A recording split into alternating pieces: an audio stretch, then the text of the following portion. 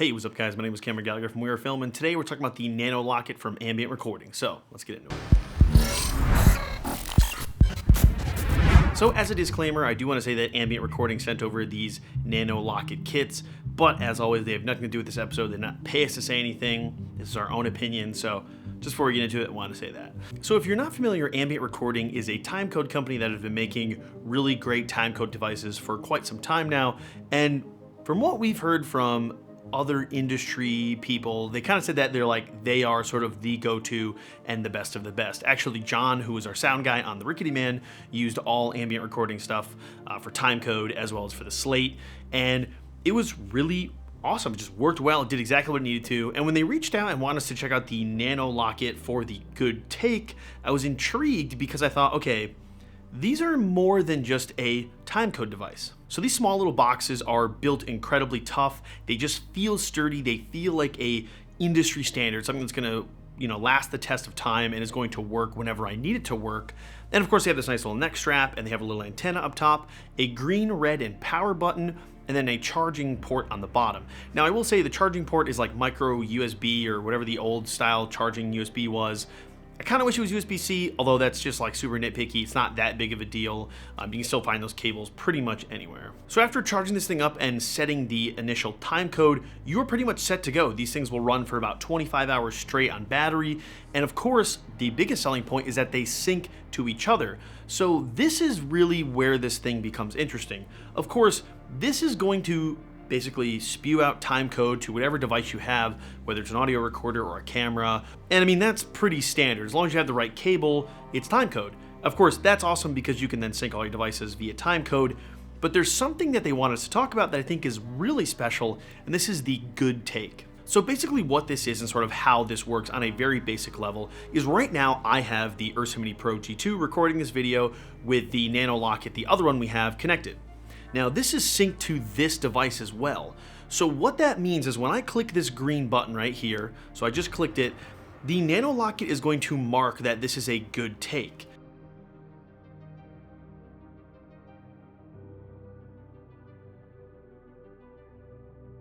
Now because these are wirelessly synced up, which you can do just by holding that green button, it instantly knows any devices that are all synced up, and by clicking the green, you're saying this is a good take. Now, if I were to stop recording and click the red button, that would say that that is not a good take. So for instance, if you were shooting and somebody missed focus or it was a total mess up, I would say it's probably better to, when you're shooting, if it's like a total mess up where you have to cut the clip short, use the red take button, and that will tell the device that that is a bad take. And then of course, if you have a really good take while filming, you can hit that green button and it'll instantly tell the camera, hey, this is a good take. This is something for the editor later to see, use this take. Now this type of technology is very handy because as you can see, I have this around my neck right now.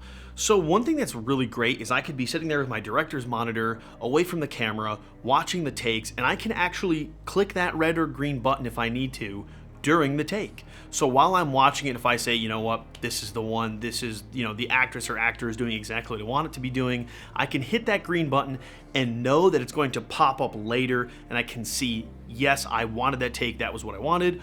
Or of course, it was a total mess up and something went wrong, I can click that red and it's just gonna work. And this is really handy when you get onto larger productions where you have a lot of shots, you have a shot list, you probably have an editor, so the same person shooting is not the same person editing, and you want to keep a consistent vision throughout all of it.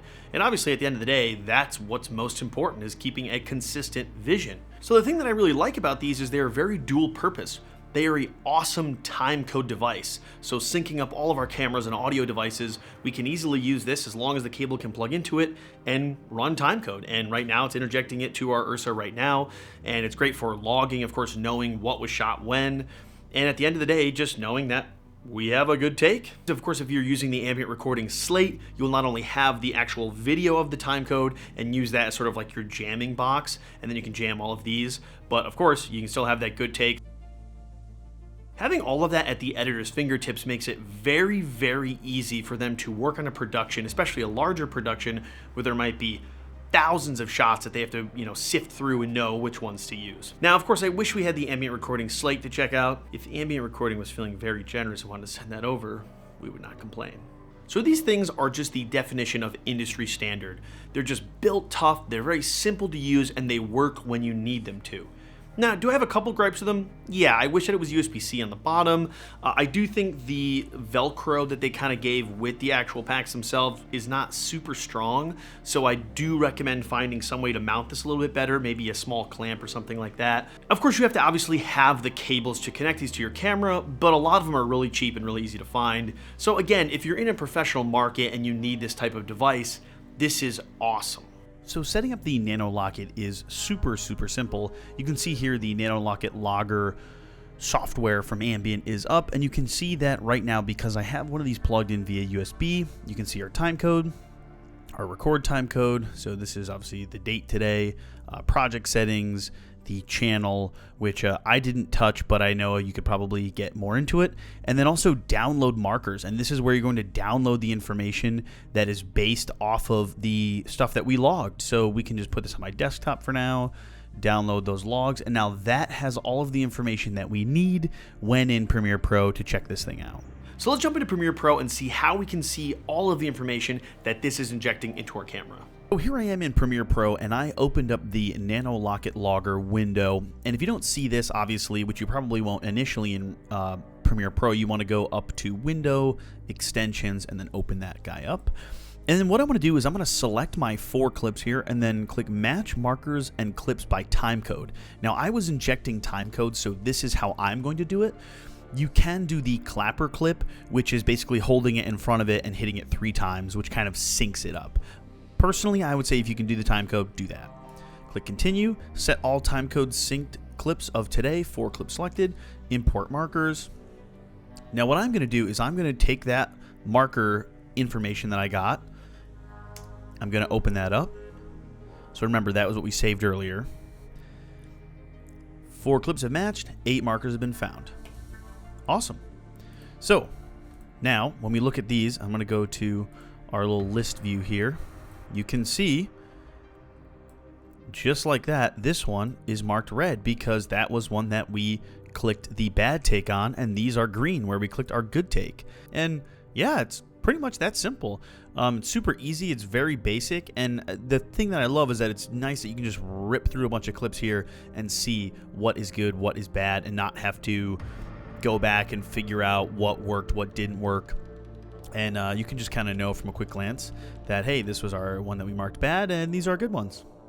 And that's it. I'm very impressed, and I'm really happy to use these moving forward on all of our productions, just knowing that we have reliable, good time code, as well as a great way to log if our shot was good or bad. Anyway, guys, thanks for watching. Be sure to like, comment, subscribe, and I'll catch you guys later.